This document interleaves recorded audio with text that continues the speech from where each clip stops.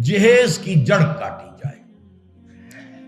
اگرچہ میں نے جو عہد لیا تھا، یہ 10 جنوری 1975 کا میرے پاس یہ ایک رقعہ ہے موجود لکھا ہوا۔ ہمارے ایک ساتھی تنظیم کے ہوتے تھے محمد حنیف ورک، ان کی شادی پر میں نے جو خطبہ دیا تھا، پھر میں نے مسجد خضرہ میں لوگوں کو کھڑے ہو کر ہاتھ اٹھوا لیے تھے کہ اس کی پابندی کرنی ہوگی، انہوں نے ہاتھ اٹھائے تھے۔ اس میں نے اس کو شامل نہیں کیا تھا۔ یہ جہیز کا معاملہ جو ہے یہ ذرا ہمارے معاشی نظام کے ساتھ وابستہ ہے، اس میں کوئی ڈیمانڈ اینڈ سپلائی کا معاملہ بھی ہے، یہ آسانی سے ختم ہونے والی لعنت نہیں ہے۔ اس وقت ہم نے صرف ایک پابندی لگائی تھی کہ اس کی نمائش نہ ہو، بلکہ یہ ہے کہ آپ کو جو کچھ دینا ہے 2 دن پہلے بھیج دیجئے لڑکے والے کے، یا 2 دن بعد میں بھیج دیجئے، نمائش نہ ہو کہ غریبوں کو یہ احساس نہ ہو کہ فلاں کی بیٹی تو یہ کچھ لے کر گئی ہے اور یہ کہ میرے پاس کچھ بھی نہیں ہے دینے کے لیے۔ یہ جو احساس محرومی ہے آپ نوٹ کیجئے۔ میں نے آپ کو بتایا اسراف کہتے ہیں ضرورت کی جگہ پر ضرورت سے زیادہ خرچ کر دیں، اور تبذیر کہتے ہیں بلا ضرورت خرچ کر دیں، صرف نمود و نمائش کے لیے، اپنی دولت کے مظاہرے کے لیے، اپنی دولت مندی کی دھوس چبانے کے لیے۔ پوری کوٹھی جو ہے قمقمہ بنی ہوئی ہے، ہر جگہ پر ہر درخت کے ہر پتے کے ساتھ بلب لگا ہوا ہے، معلوم ہو جگمگ جگمگ جگمگ ہو رہی ہے۔ بڑے عمدہ لباس سفید براق پہنے ہوئے جو بہرے ہیں وہ کھانے ڈشیں لیے ادھر جا رہے ہیں۔ یہ جو کچھ ہے اسراف، اور اس کے بعد تبذیر کے بارے میں تو فرمایا، اسراف کے لیے تو صرف یہ کہا تسرفو لا تسرفو، اسراف نہ کرو، کلوا واشربوا ولا تسرفوا، کھاؤ پیو اسراف نہ کرو۔ لیکن تبذیر کے بارے میں فرمایا ان المبذرین کانوا اخوان الشیاطین، یہ مبذر جو ہیں یہ تو شیطانوں کے بھائی ہیں۔ کیوں؟ کافی عرصے تک میرا ذہن اس پر اڑا رہا، کیوں تشبیہ دی گئی؟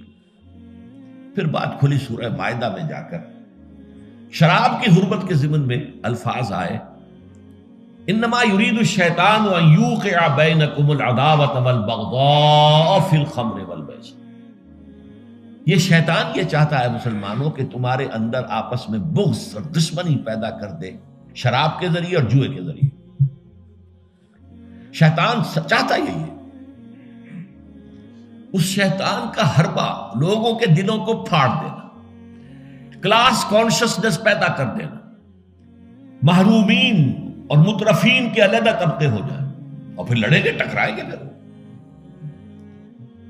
اور یہی کام اس میں ہے، جس گھر میں لڑکی کی شادی پر اس طریقے سے پیسہ جو ہے بہایا جا رہا ہے پانی کی طرح، وہاں کوئی شوفر بھی ہے، ان کا ڈرائیور، کوئی پہرے دار بھی ہے، کوئی خانسامہ بھی ہے، اس کی بیٹی بیٹھی ہوئی ہے، بوڑھی ہو رہی ہے، وہ ہاتھ پیلے نہیں کر سکتا۔ اس کے دل کے جذبات کیا ہوں گے اس وقت؟ کیا یہ اور میں بھائی ہیں آپس میں؟ انما المؤمنون اخوۃ، یہ واز کہنے کی بات ہے، یہ سب ڈھکوسلے ہیں۔ انما المؤمنون اخوۃ، یہ ہم بھائی ہیں؟ میری بیٹی بوڑھی ہو رہی ہے، ہاتھ پیلے نہیں کر سکتا، اور ان کے ہاں دولت جو ہے وہ پانی کی طرح بہ رہی ہے۔ یہ دل پھٹ گئے کہ نہیں؟ یہ طبقاتی شعور ابھرا کہ نہیں؟ ان یوقع بینکم العداوۃ والبغضاء فی الخمر والمیسر، عداوت اور بغض اور دشمنی پیدا کر دی۔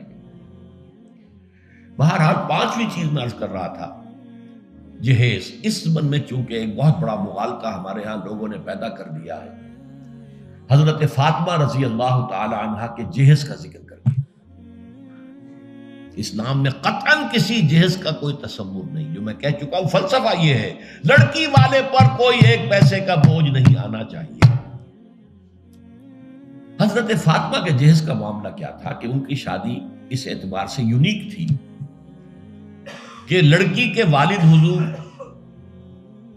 اور لڑکے کے ولی حضور، حضرت علی کا اور کون تھا وہاں؟ اب حضور نے پوچھا، علی تمہارے پاس کچھ ہے مہر دینے کو؟ مہر تو دینا ہوگا نا، مہر تو لازم ہے۔ انہوں نے صاف ہاتھ چھاڑ دیے اپنے کہ میرے پاس تو کچھ بھی نہیں ہے، تو فقراء صحابہ میں سے تھے، جیسا کہ میں نے آپ کو بتایا ابھی، ان کے پاس تو کوئی گھر بھی نہیں تھا، حجرہ بھی ایک انصاری صحابی نے انہیں دیا ہے کہ یہاں آپ اپنی بیوی کو رخصت کرا کے لے آئیں۔ کہ میرے پاس تو کچھ نہیں، فرمایا تمہارے پاس ایک زرہ ہوتی تھی کہ جی ہاں زرہ تو ہے۔ انہوں نے کہا اصل میں سمجھا کہ زرہ تو ایک ہتھیار ہے، جہاد کے لیے ہے، وہ کوئی دولت تو نہیں ہے۔ آپ نے فرمایا جاؤ اسے بیچو یا گروی رکھو، قرض لے کے آؤ، لیکن مہر تو دینا۔ وہ گئے اپنی زرہ لے کر بازار میں آواز لگائی، حضرت عثمان نے خرید لیا، 30 دینار یا درہم جو بھی ہے، اس میں رقم کا میں یقین سے نہیں کہہ سکتا، اور بعد میں پھر واپس کر دی۔ اس وقت اگر ویسے ہی دیتے 30 دینار یا 30 درہم تو حضرت علی کی جو غیرت ہے اور خودی ہے اس پر بوجھ پڑتا کہ اس نے مجھے خیرات دی ہے۔ اس وقت تو خرید لی تاکہ کوئی بوجھ نہ ہو، میں نے زرہ بیچی ہے، پیسے لیے، بعد میں واپس کر دی ہدیۃً، یہ آپ کی زرہ واپس۔ وہ لا کے حضور کے سامنے پیسے رکھ دیے گئے۔ حضور نے کچھ تو گھر کے اندر بھجوائے کہ فاطمہ کے لیے وہ خوشبو کو تیاری، کوئی اچھے کپڑے کو بنائے، اور باقی سے وہ سامان بنا دیا، ایک گدا جس میں کھجور کی چھال بھری ہوئی تھی، 2 تکیے کھجور کی چھال کے، ایک مشکیزہ پانی لانے کے لیے کنویں سے، ایک چکی جو یا گندم جو بھی ہوگی پیسنی ہوگی، 1-2 معمولی سے برتن، بس یہ ہے جہیز۔ اور یہ حضرت علی نے جو مہر کی رقم پیش کی تھی اس میں سے حضور نے بنا کر دیا۔ وہ رقم جو ہے حضرت فاطمہ کا حق تھا نا، مہر تو لڑکی کا حق ہے، اسی کے گھر کا سامان بنا دیا۔ اپنے پاس سے حضور نے 1 پیسے کی کوئی شے نہیں لی۔ اس کے لیے یہ بھی دلیل نوٹ کر لیجئے کہ حضور کی اور بھی تو بیٹیوں کی شادی ہوئی کہ نہیں۔ حضرت عثمان کے گھر میں 2 بیٹیاں گئی ہیں حضور کی، پہلی بیٹی تو خیر مکے میں گئی تھی، ابھی شاید وحی کا آغاز بھی نہ ہوا ہو، میں یقین سے تو نہیں کہہ سکتا، ہو سکتا ہے کہ حضور کی نبوت کے ظہور سے پہلے شادی ہوئی ہو سکتا ہے، ممکن، لیکن ایک شادی تو مدینے میں ہوئی ہے، اور حضرت عثمان کا گھر بھرا ہوا، ہر شے کا سامان موجود ہے، سامان جگہ موجود ہے، کسی جہیز کا کوئی تذکرہ ملتا ہے؟ تو یہ جہیز نہیں تھا، یہ خالص ہندوانہ تصور ہے۔ اور اس کی وجہ کیا ہے؟ وجہ یہ ہے کہ ہندوؤں میں لڑکی جو ہے، بیٹی جو ہے، وہ وارث نہیں ہے، اسے وراثت میں کوئی حصہ نہیں ملتا، لہذا جب اسے گھر سے رخصت کر رہے تو وہ دان دہیج، یعنی یہ ایک خیرات ہے جو دے رہے ہیں، لڑکی کا حق کوئی نہیں ہے۔ بلکہ راجپوتوں وغیرہ میں تو ہندوؤں کے اندر آپ کو معلوم ہونا چاہیے، لڑکا بھی صرف بڑا لڑکا وارث ہوتا تھا تاکہ زمین کے ٹکڑے نہ ہوں۔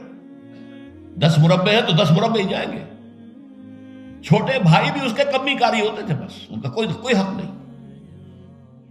یہ اس اپنی فیوڈلزم کو برقرار رکھنے کے لیے، ورنہ 10-12 بچے ہو گئے، تقسیم ہو گیا تو فیوڈلزم تو ختم ہوا۔ پھر ہندوؤں کے ہاں تو یہاں تک کہ لڑکی کا تو خود سوال ہی پیدا نہیں ہوتا کہ اس کا کوئی حق ہو، تو اسلام نے حق دیا ہے، لیکن یہ ہے کہ اس کا حق ہے، باپ فوت ہوگا اس کی وراثت میں سے حصہ اسے ملے گا، مما قل منہ او کثر، چاہے زیادہ ہو چاہے کم ہو، فریضۃ من اللہ، اللہ کی طرف سے فرض ہے، یہ لازم ہے۔ ماں فوت ہوگی، ماں کے اگر کوئی ہے وراثت ہے، اس میں سے بیٹوں کو بھی، بیٹی کو بھی حصہ ملے گا۔ لہذا یہ ہندوانہ تصور جو جہیز کا ہے، ویسے تو یہ کہ سرکاری سطح پر تو اگر اس کی کوئی مہم چلے اور محنت ہو اور جدوجہد ہو تو اس کی جڑ کاٹی جا سکتی ہے، لیکن بہرحال ہم نے جو عہد لیا تھا اور جس پر کہ ہم نے پابندی کرائی ہے وہ یہ ہے کہ کم سے کم اس کی نمائش نہ ہو، دکھایا نہ جائے، تاکہ یہ کہ وہ کچھ محرومی کا تصور جو ہے لوگوں کے اندر پیدا نہ ہو۔